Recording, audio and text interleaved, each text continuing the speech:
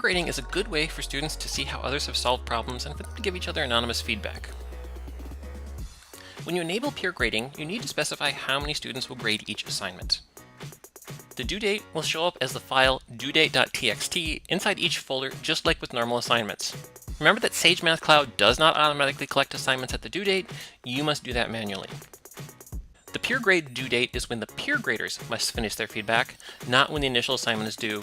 The grading guidelines will show up as gradingguide.md, a markdown file in each peer grader's directory.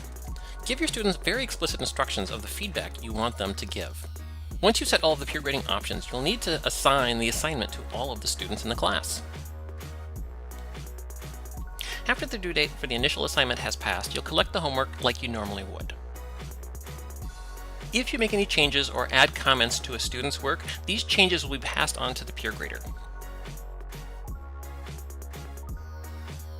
The Peer Assign button is available after you've collected the assignment.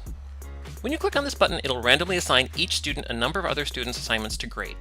The number of student assignments is based on what number you specified earlier. A copy of each student's work will be copied to the peer grader's project. This will show up in a directory with the assignment name and -peer grade appended. Inside this directory will be a subdirectory for each assignment the student must grade.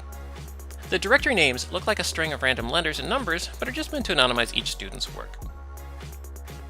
Once the due date for the peer grading is reached, you can collect the assignments. This copies a folder from each peer grader into a new directory in your project. This directory will be named with a seemingly random string of characters, but inside are two files that list the name of the student who submitted the assignment originally and the name of the peer grader.